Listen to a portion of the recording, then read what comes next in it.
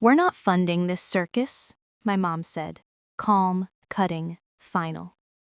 My wedding plans, my future, all erased with one sentence. My sister didn't even blink. "Better luck next time," she added, smirking like it was a joke. Dad stayed silent the way he always did when she decided who I was allowed to be. I could have screamed. Instead, I said one word, understood, and walked out. They thought I'd break. They thought I'd crawl back like always.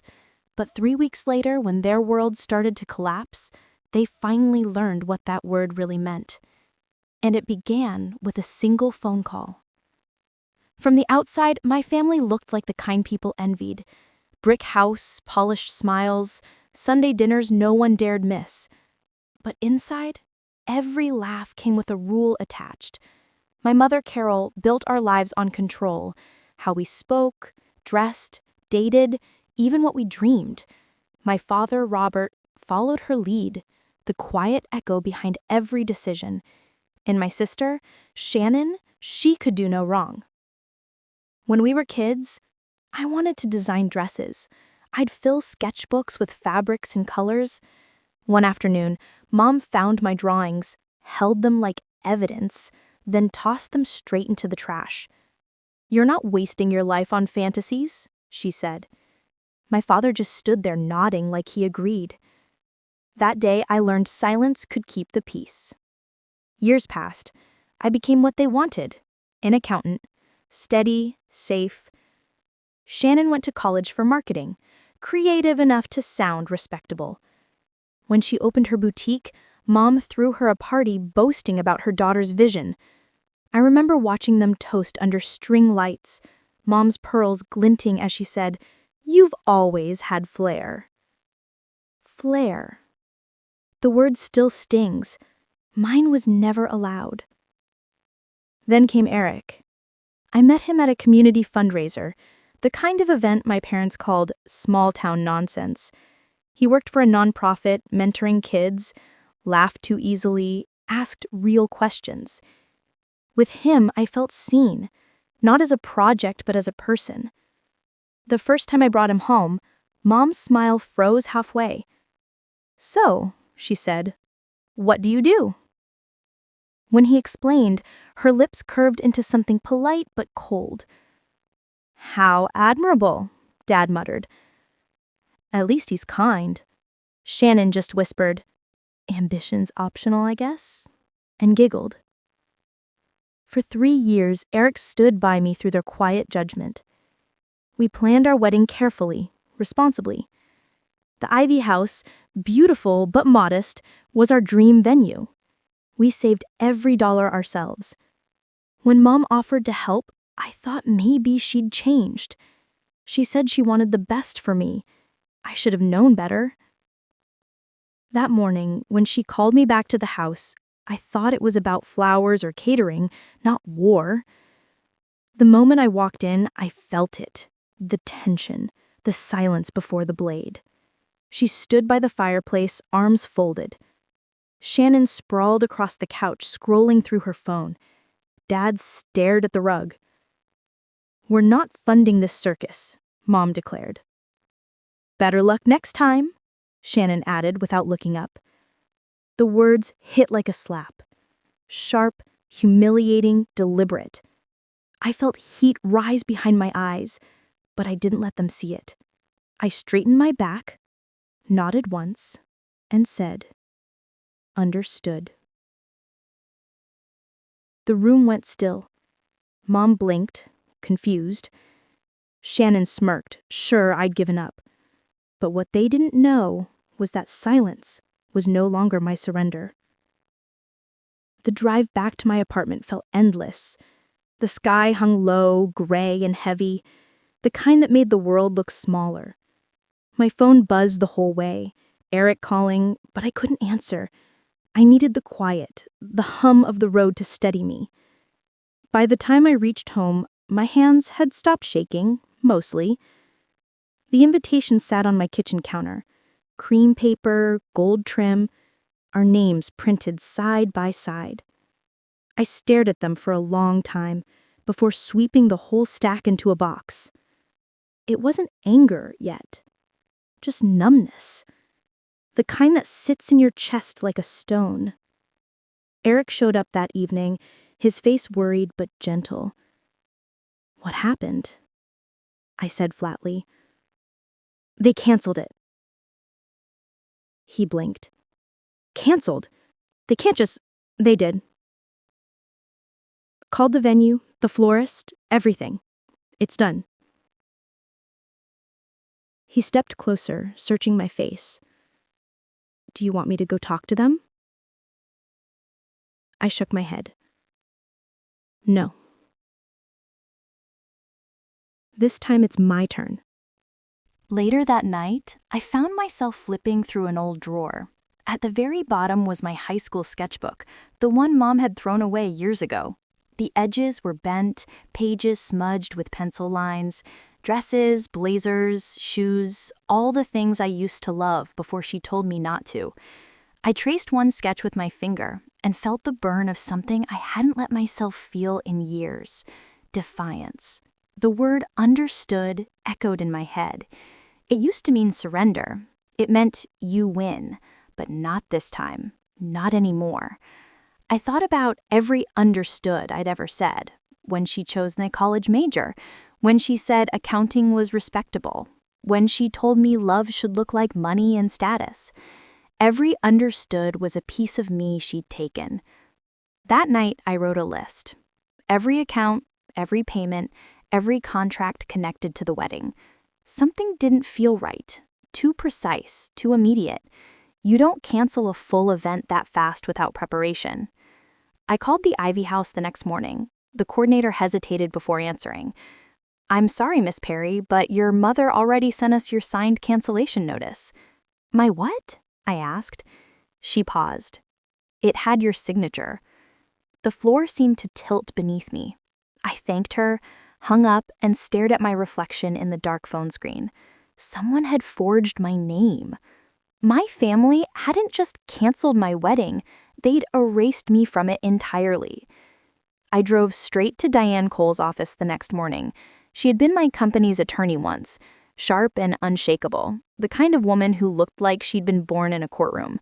When I told her what happened, she didn't gasp or frown, she just started writing.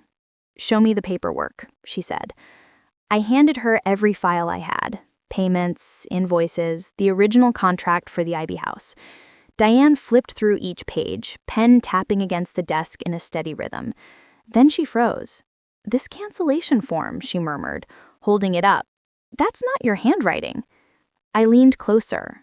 My name was there, sprawled across the page in clumsy ink. My signature, but not. Diane looked up, her eyes sharp. "Someone forged it. And if they used your financial info to make payments, that's a crime." The word crime hit me like a cold slap. I wasn't just dealing with manipulation anymore. This was theft.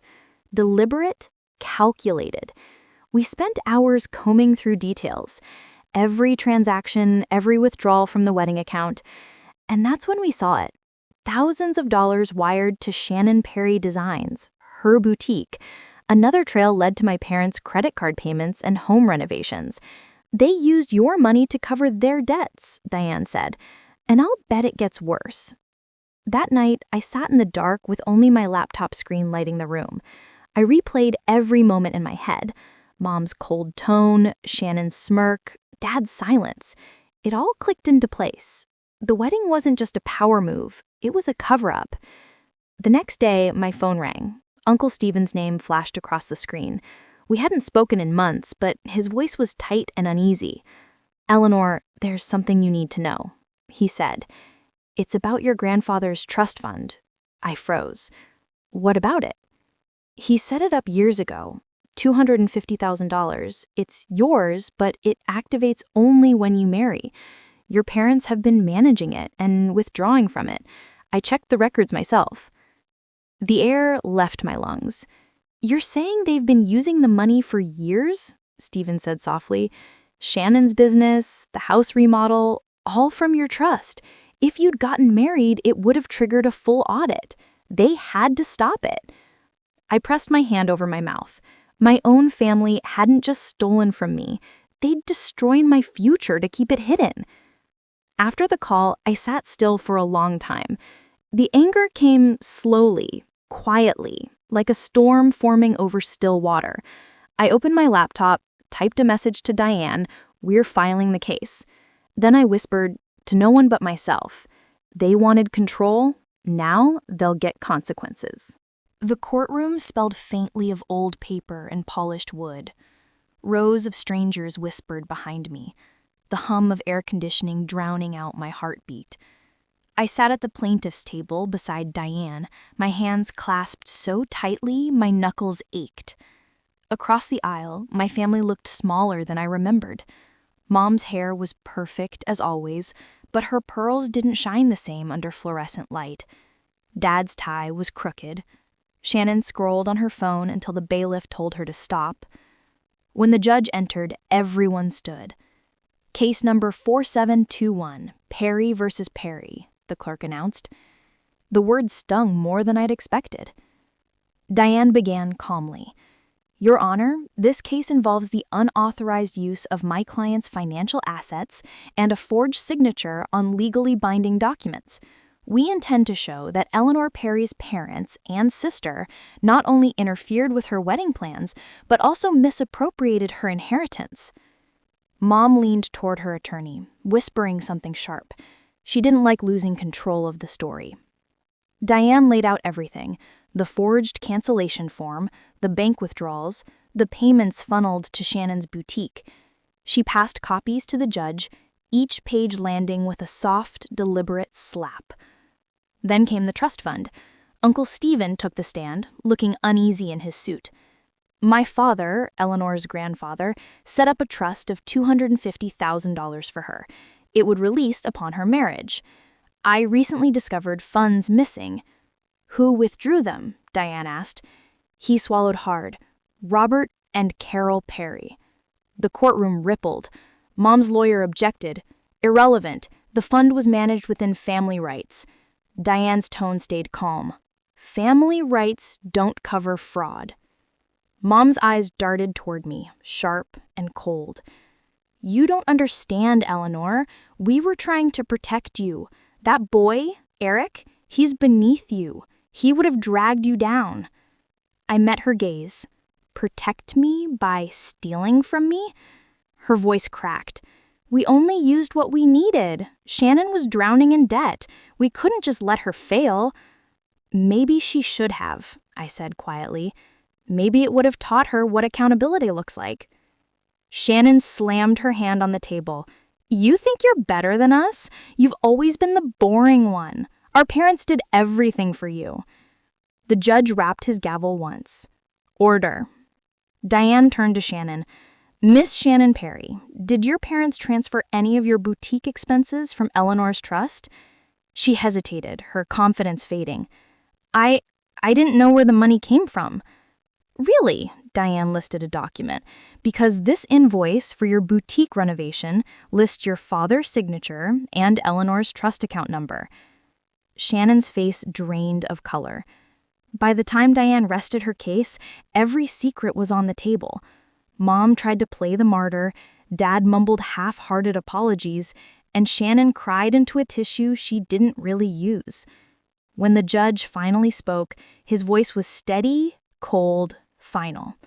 "This court finds in favor of the plaintiff. All funds misappropriated from the trust are to be returned immediately. Additional damages of $50,000 will be awarded for fraud and emotional distress." Mom's breath hitched. Dad's shoulders collapsed. Shannon stared at me with pure disbelief. I didn't smile. I didn't gloat. I just exhaled for the first time in months. Outside the courthouse, the sky was clear, a rare blue that felt almost staged. Reporters weren't there. No crowd, just quiet. Diane turned to me. "You did it." "I just stopped them," I said. "That's all." A week later, I stood at the Ivy House again, the same archway where my mother's words had haunted me. But this time, it was mine. The garden lights flickered softly, tables draped in white linen, simple and elegant. Eric waited at the end of the aisle, his tie slightly crooked, his smile unwavering. Uncle Stephen gave a proud nod, and Diane, who never smiled much, actually did. When the music started, I felt my throat tighten. No mother adjusting my veil, no father walking me down the aisle. Just me, walking myself. Every step felt like reclaiming something stolen. As I reached Eric, he whispered, "You okay?" "I'm more than okay," I said, and meant it. We said our vows quietly, not for show, not for anyone else. The officiant pronounced us husband and wife, and for a moment, all I could hear was the wind through the ivy and the faint sound of laughter.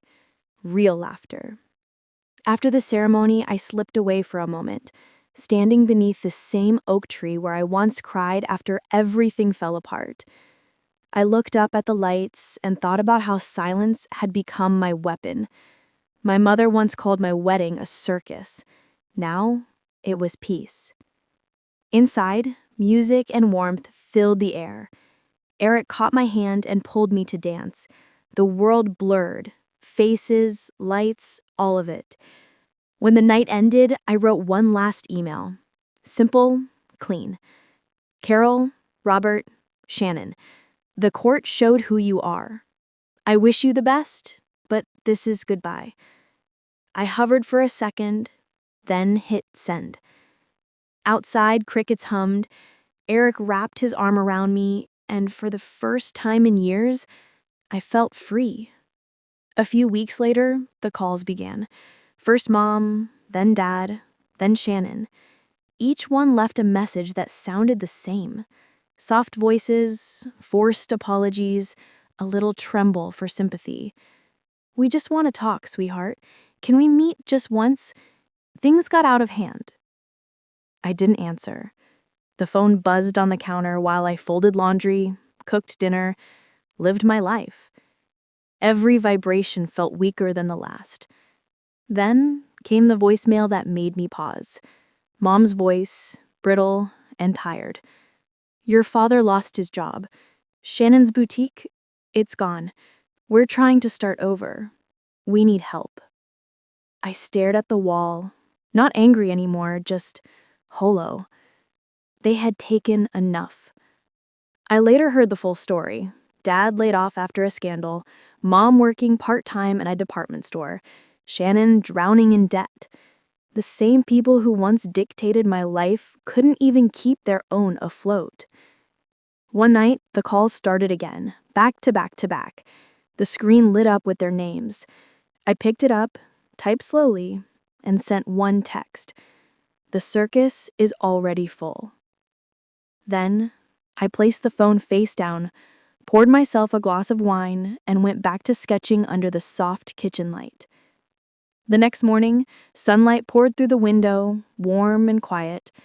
Eric kissed my forehead before leaving for work, and I sat at my desk, surrounded by fabric swatches and half-finished sketches.